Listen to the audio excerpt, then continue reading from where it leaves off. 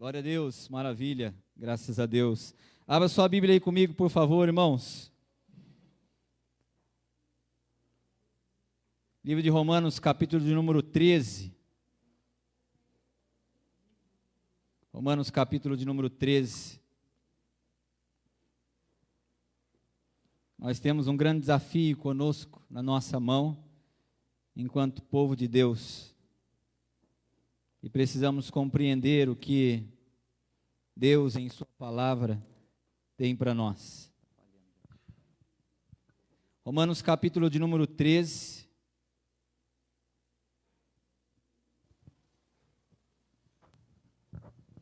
Esse texto que foi lido agora pelo nosso irmão professor Rogério.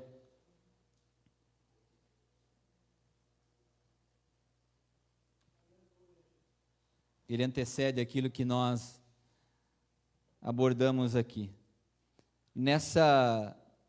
A partir desse texto, e nesse texto também, em outros textos, eu quero desafiar os irmãos a pensar sobre os desafios cristãos no fazer político. Os desafios cristãos no fazer político. Alguém diz aí que algumas coisas não se discute.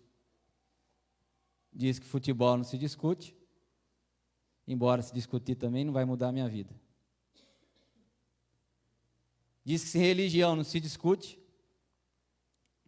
e diz que política não se discute. As duas eu já sou contrário, porque eu acho que discute sim. Porque, primeiro, religião tem que se discutir, porque o que está em jogo é minha vida eterna, e não só a minha vida presente.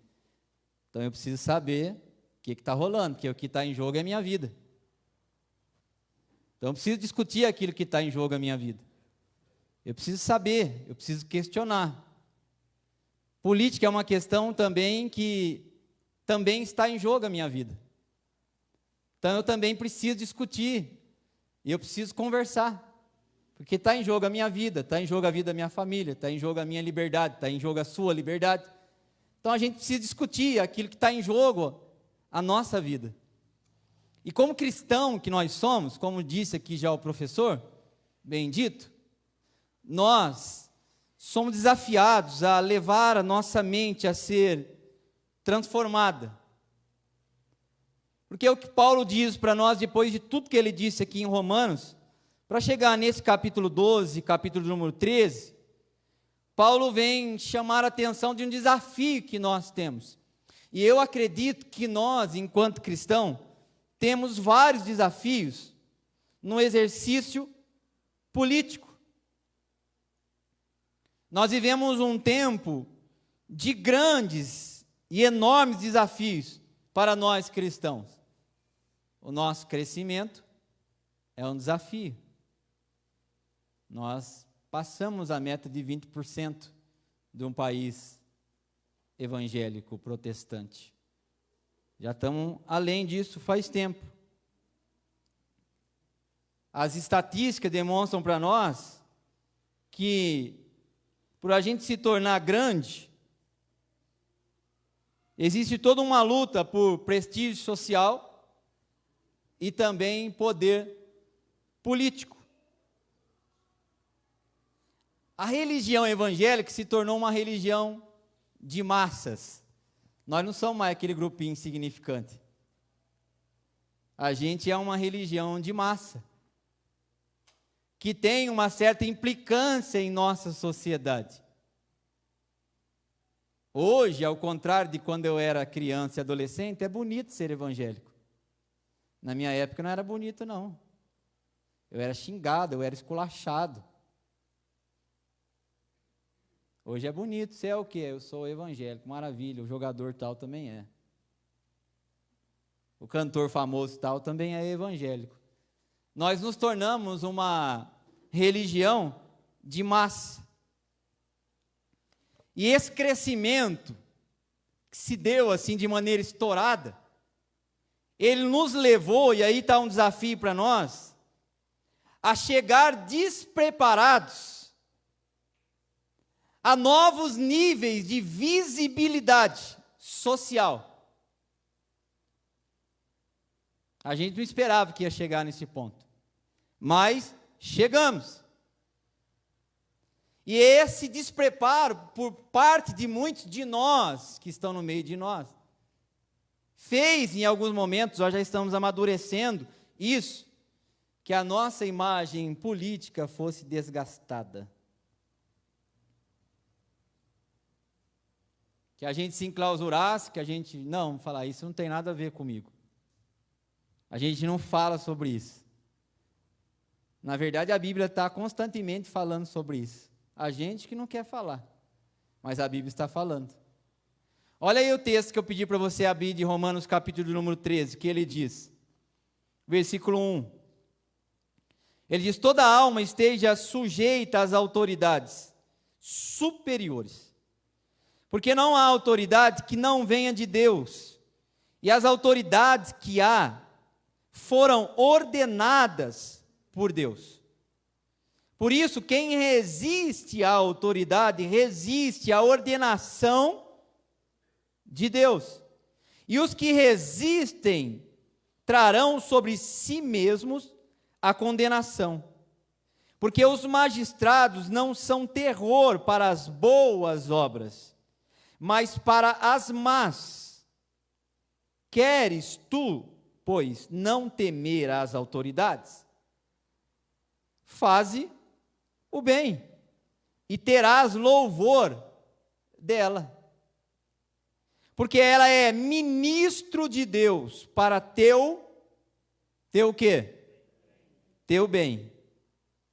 Mas se fizeres o mal, teme, pois não traz em vão a espada, porque é ministro de Deus, e vingador para castigar o que faz o mal. Portanto, é necessário que lhe estejais sujeitos, não somente pelo castigo, mas também pela consciência. Presta atenção, irmão. Você está sujeito à autoridade que Deus estabeleceu, não somente, Paulo diz, pelo castigo, mas pela consciência, o entendimento claro do que é a autoridade e para que ela existe. Aí Paulo continua, por esta razão também pagais tributos, porque são ministros de Deus, atendendo sempre a isto mesmo. Portanto, dai a cada um o que deveis, a quem tributo, tributo, a quem imposto, imposto, a quem temor, temor, a quem honra, honra. Eu paro aqui. Paulo chama a nossa atenção, primeiro, para o fato de que a gente não deve se conformar com o mundo, com o sistema que nós vivemos. Nós somos chamados por Paulo a não conformação. No capítulo 12, é isso que Paulo está fazendo. Somos convocados a não nos conformarmos, não tomar o jeito do mundo. Como que a gente faz isso? Paulo vai dizer. A gente faz isso sendo transformados pela vontade de Deus. Como que isso acontece em nós? Isso é um trabalho de remodelar a mente. A mente precisa ser remodelada a partir, não de fora, mas de dentro. Porque Jesus diz que o que contamina o homem é o que sai, não é o que entra. E aí eu tenho uns desafios comigo meio maluco em casa. Às vezes minha filha fala para mim, pai, mas isso e aquilo. Eu digo, filha, fique em paz. Sabe o que você faz? Paulo diz para você orar, dá graça e manda para dentro. Porque o que sai que contamina o homem, não é o que entra. Nós somos chamados a remodelar a nossa mente. E aí Paulo apresenta para nós algumas exortações a respeito das autoridades políticas. E isso ele não começa no capítulo de número 13, onde nós lemos. Ele começa no capítulo 12, onde o professor acabou de ler aqui. Isso é palavra de Deus. Isso não é partido político.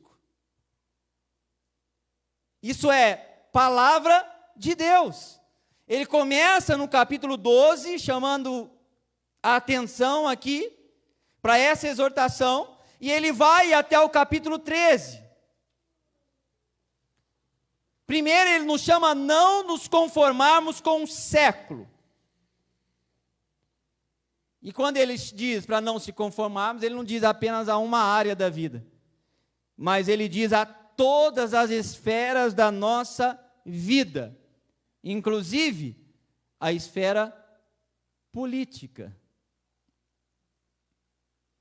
Porque foi o próprio Paulo que diz na carta à igreja de Corinto, no capítulo 10, 31, ele diz: quer comais, quer você beba, ou você faça qualquer outra coisa, fazei isso para quem?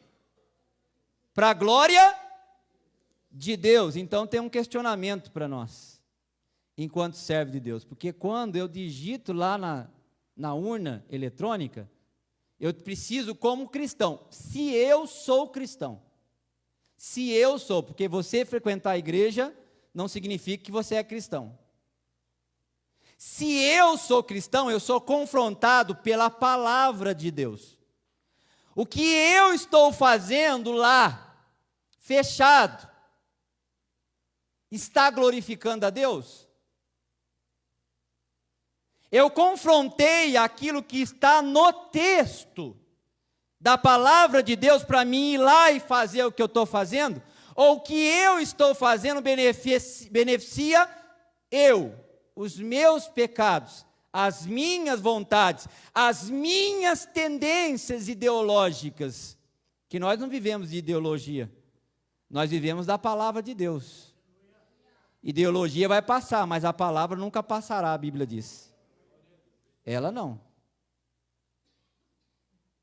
Aí vem um questionamento para nós, porque enquanto crescemos, enquanto uma religião de massa que nos tornamos, somos um grande povo, mas um povo que não tem consciência da sua responsabilidade cristã, enquanto cidadão aqui. Porque Pedro disse que nós somos peregrinos aqui, significa dizer que a nossa cidade não será aqui. A nossa cidade está preparada para nós nos céus. Mas enquanto aqui, eu preciso estar consciente do meu papel que eu devo cumprir, inclusive politicamente. Veja que Paulo aqui, ele fala: porque pela graça que me é dada, digo a cada um dentre vós, que não pense de si mesmo além do que convém. Antes, pense com equilíbrio, moderação, conforme a medida da fé que Deus repartiu a cada um.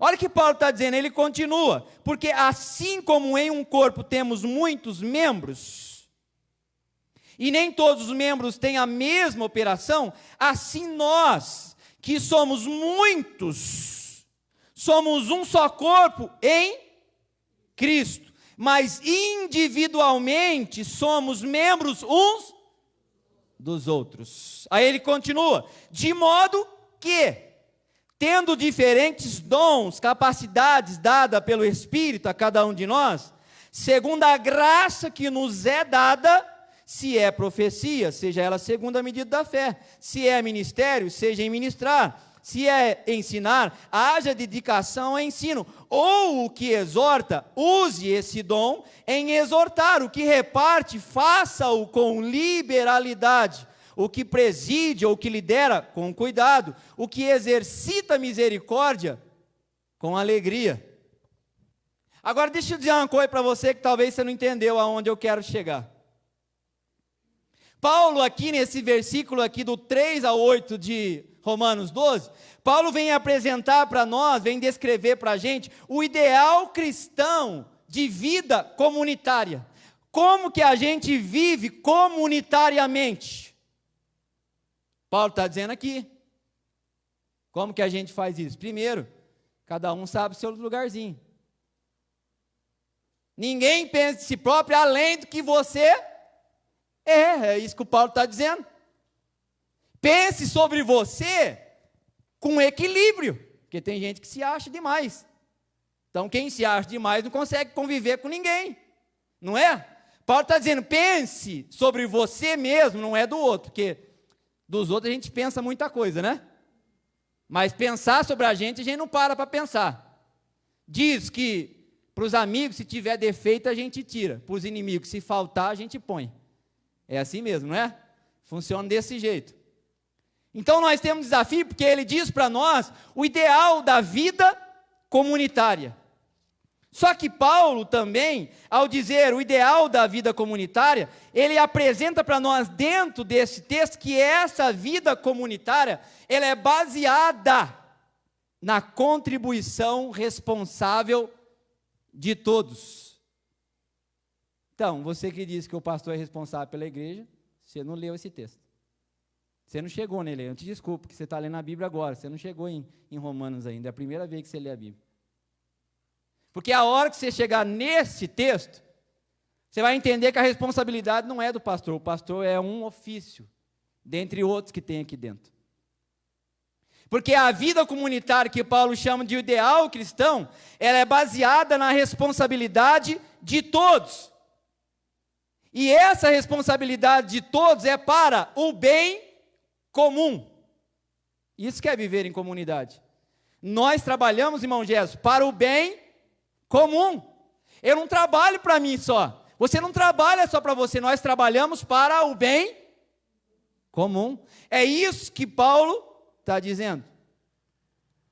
E eu acho interessante que quando Paulo diz esse tipo de vida que a gente deve viver, ele não isenta desse tipo de vida a perseguição que nós estamos sofrendo e poderemos continuar a sofrer. Agora, há poucos dias agora, a nossa igreja em Belém do Pará, a nossa igreja mãe, pastor Samuel Câmara, foi ordenado pelo partido que está concorrendo ao segundo turno, que se retirasse a bandeira do Brasil, que todo ano é estendida, independente de com eleição ou sem eleição, eles mandaram tirar um símbolo da nação, que não é do partido. A bandeira não é do Bolsonaro. A bandeira é do Brasil. Mas foi feito um documento para que se tirasse a bandeira de lá, porque a bandeira estava promovendo um partido político. A perseguição já começou, mano, ela não vai começar. A juíza deu o favor à igreja, a bandeira continua lá, porque tem gente que ainda está consciente da realidade da vida. Paulo diz aqui para a gente, no versículo 12, ele diz assim: alegrai-vos na esperança, sedes pacientes na tribulação, perseverai na oração, comunicai com os santos nas suas necessidades, segui a hospitalidade, abençoai aos que vos perseguem, abençoai e não os amaldiçoais. Paulo diz, o que Paulo recomenda? Em meio à perseguição, a gente tem um papel enquanto cristão. Paulo diz, abençoe e não amaldiçoe. Isso não se conforma à nossa forma de viver. Por isso que a gente é chamado a não nos conformar. Que Paulo vai dizer claramente aqui no versículo, abençoai aos que vos perseguem. Você pensou que era para abençoar seu filho, sua filha, seu neto, é fácil demais, não é? Você vai lá e põe a mão nele e está abençoado. Agora eu quero ver você abençoar quem vos persegue. Paulo está dizendo aqui, abençoai quem vos persegue. Diante de tudo isso que a gente tem, eu quero caminhar aqui para encerrar. Paulo chama nós, cristãos, e os irmãos que aqui estavam, a submissão nas suas relações interpessoais. Porque no versículo 17 ele diz: a ninguém torneis mal por bem, por mal. Aí ele continua: procurai as coisas honestas. Aí ele continua: perante quem? Perante todos os homens. Paulo está dizendo aqui para nós, para a gente submeter as nossas relações interpessoais, como que nós lidamos com o outro, com o próximo. E aí tem um desafio para nós, porque ele continua: se pode abençoar minha vida aí, Yogi, se for possível, olha só, irmão, crente não é bobo não, não confunde ser bobo com ser crente. Ele está dizendo: se for possível, tenha a paz com quem? Você entendeu o que Paulo está dizendo? Se for possível. O se pode ser que sim, pode ser que não, vai depender da circunstância. E aí ele continua dizendo: quanto estiver em vós, tende paz com todos os homens. Ele diz: não vos vingueis a vós mesmos, mas dai lugar à ira, porque está escrito: minha é a vingança de Deus, não sua. Eu recompensarei, diz o Senhor. E aí Paulo vai colocar aqui, vai dizer: portanto, se o teu, não é amigo não, se o teu inimigo tiver fome, faça o quê? Deixa ele morrer? Dá veneno de rato para ele? Não. Se ele tiver fome, dá-lhe de comer. Sinceramente, irmão, quando eu li isso aqui, estudei, eu falei: Jesus, não dá para dar glória. Você me perdoa. Mas eu sou pentecostal, mas hoje não vai dar para dar glória. Porque na verdade eu fui confrontado, porque Jesus foi dizendo aqui: vai vendo quem você não gosta aí, ó. Você queria que ele morresse, não é? Então, tá vendo aí? Vai pegando um filme aí. Jesus foi passando um data show para mim assim, dizendo aí, ó, vai vendo aí. A gente é confrontado pela palavra de Deus. Porque Paulo diz aqui que há uma submissão nas nossas relações interpessoais. Que daí vem para a gente que nós, enquanto cidadão cristão que somos, nós nos submetemos às autoridades constituídas por Deus. Porque a gente crê que a soberania de Deus está em todas as esferas da nossa vida. Deus é soberano sobre todas as coisas, irmãos. E a sua soberania está acima de tudo. Só que o Paulo está dizendo aqui, que justamente por esse fato de crermos que Deus é soberano em todas as esferas da vida, nós não nos conformamos. Qual é o nosso papel diante da sociedade, diante do Estado e submissa à autoridade? Paulo vai dizer que nós temos um dever, e ele chama de dever do amor cristão. A gente acabou de ler aqui: não deveis nada a ninguém, a não ser o quê? O amor com que vos amais. Então qual é a nossa relação enquanto cidadão com o Estado, com a sociedade, com as autoridades? Paulo vai dizer: O nosso papel, é um dever do amor cristão.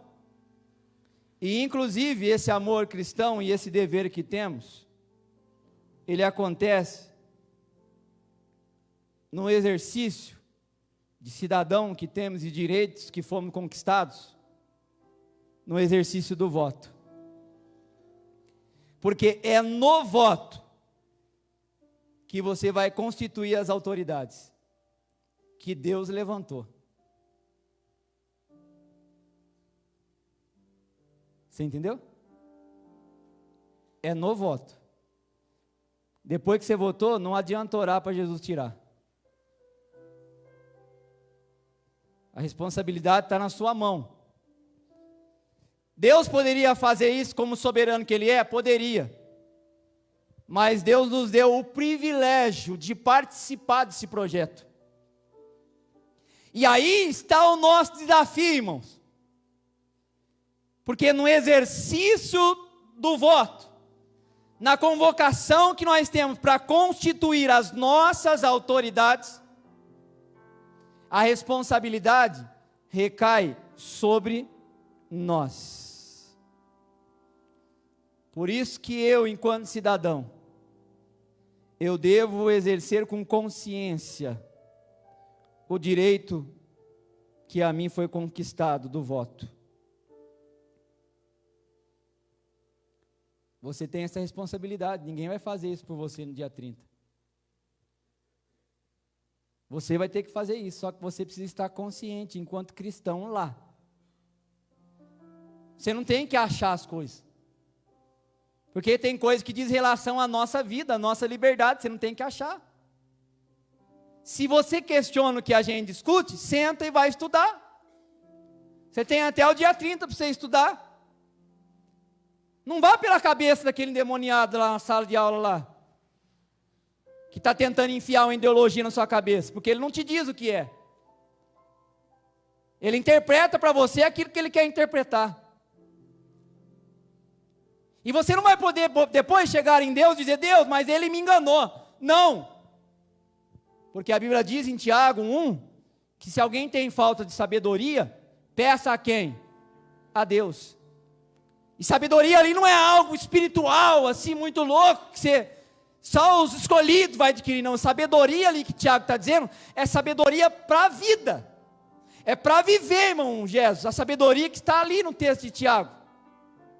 Então, enquanto cidadão que nós somos, nós precisamos, irmão, ter a consciência de que, ao cumprir o nosso papel, a gente precisa estar consciente do que irá fazer. Paulo diz assim em 2 Coríntios 4:2: antes renunciamos aos procedimentos secretos e vergonhosos, não usamos de engano, nem torcemos a palavra de Deus, ao contrário, mediante a clara exposição da verdade, recomendamos-nos a consciência de todos diante de Deus.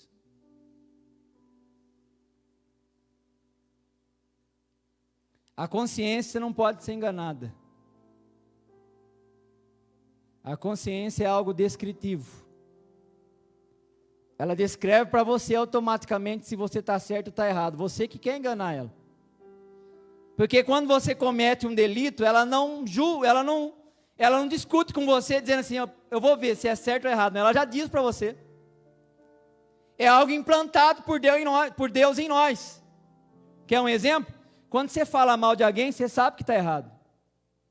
Mas o pecado é maior em você que você continua falando. Tanto que depois que você fala, você vai pedir perdão para Deus. Você devia ter perdido antes. Porque a consciência descreve o ato. Ela julga o ato no momento dele.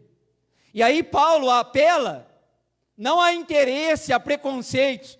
Paulo apela a consciência. E aqui também vem um outro desafio para nós, que, enquanto cristãos que somos, a gente deve se enxergar como responsáveis pela estrutura social do mundo. Deixa eu dizer um negócio para você, irmão. Pecado não está só em nós.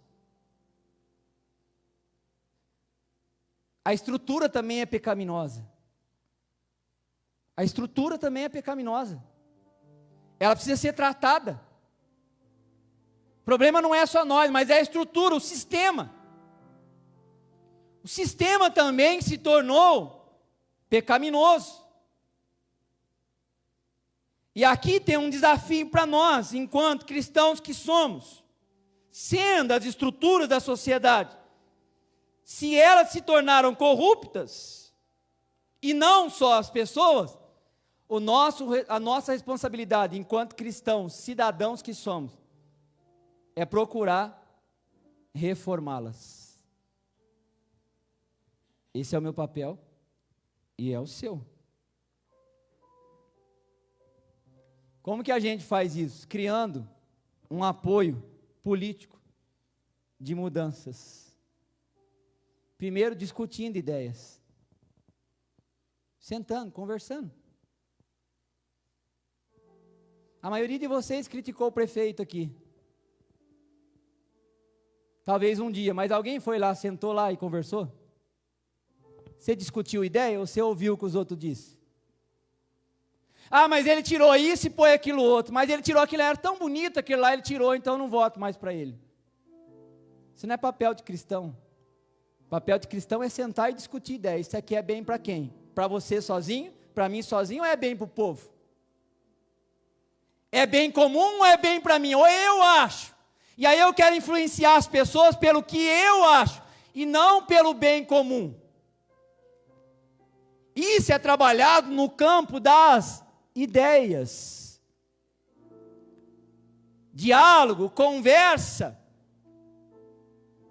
para se chegar a um contexto de apoio de mudanças em nossa sociedade. E aqui eu vou encerrar minha fala.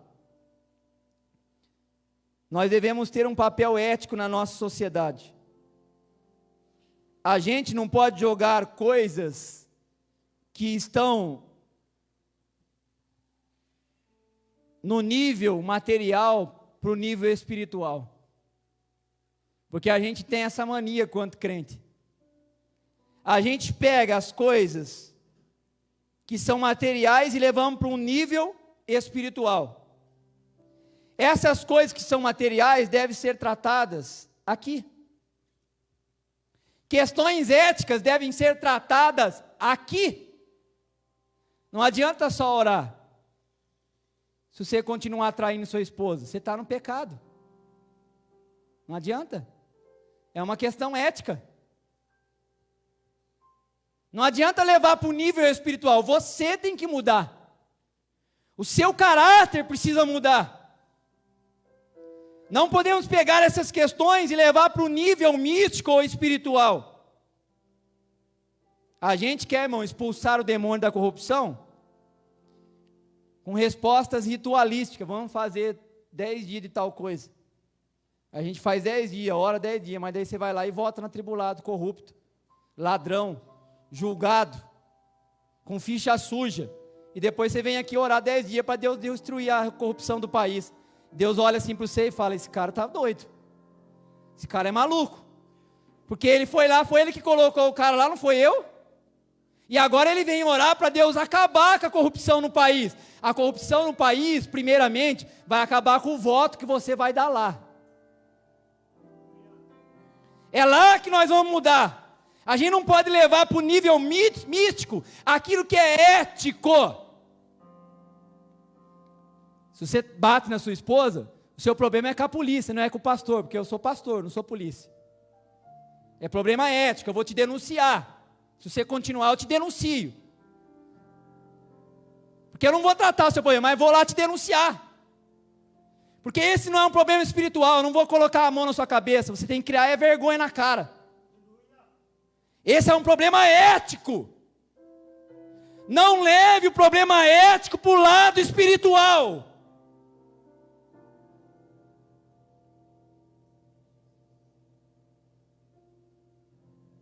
Paulo está dizendo para nós aqui, A gente precisa entender, irmão, essas coisas.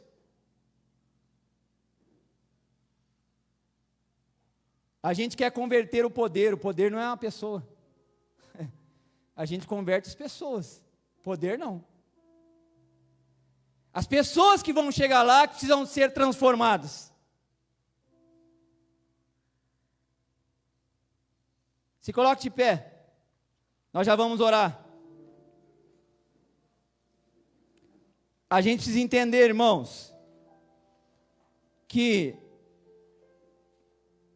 nós somos os atores políticos da nossa sociedade. Política não diz respeito a partido político. No sentido mais simples do simples, significa administração da cidade, do bem comum. Interesses do nosso, seu e meu, não diz a partido político. Porque sempre que a gente fala em partido, fala em política, a gente olha, já pensa num deputado, já pensa fulano tal, e não é isso. Eles são apenas representantes nossos lá. E a gente tem um grande desafio, irmão, daqui para frente. Um grande desafio. Está nas nossas mãos. Primeiro, a gente precisa voltar a falar em defesa da família. O que nós estamos defendendo não é um partido e nem uma pessoa. A gente está defendendo é a família, porque a família foi projeto de Deus, não foi de nenhum atribulado que está lá, que quer tentar destruir ela. Como que a gente faz isso, pastor? Orando? Só orando não. A gente faz isso por vias políticas e econômicas, que vai permitir para a gente ter uma vida estável. Paulo vai dizer, ore pelas autoridades, para que vocês tenham uma vida tranquila. A gente precisa aprender a defender politicamente os padrões bíblicos,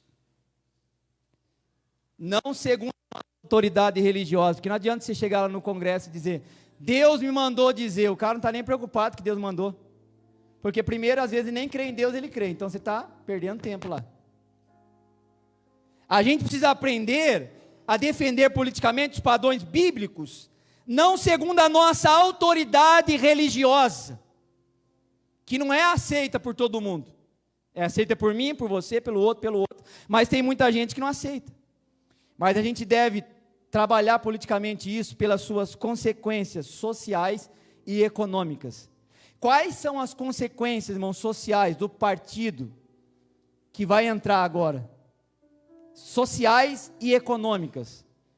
No âmbito social, para a nossa família, quais são as consequências para a nossa família, nesse papel que vai ser defendido? Quais são as consequências econômicas disso? É nessa linha que a gente tem que trabalhar, não é na linha espiritual, religiosa. É essas questões que nós temos que discutir.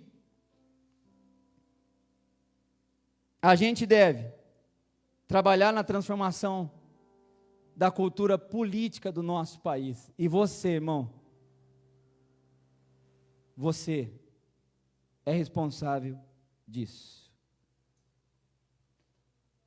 Para isso, você tem que descobrir quem são aqueles que nos representam e que elaboram propostas concretas. Quem que realmente está discutindo propostas concretas para a nossa nação?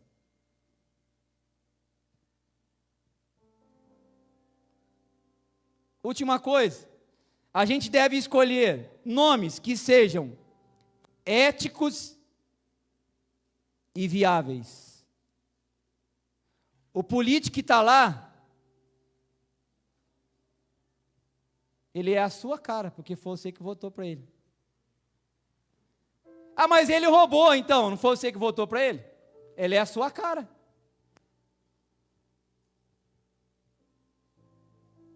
Como cristão que nós somos, a gente deve escolher nomes que sejam éticos e viáveis, não só para a nossa igreja, que a questão não é a nossa igreja, a questão é a nossa nação, não é a igreja.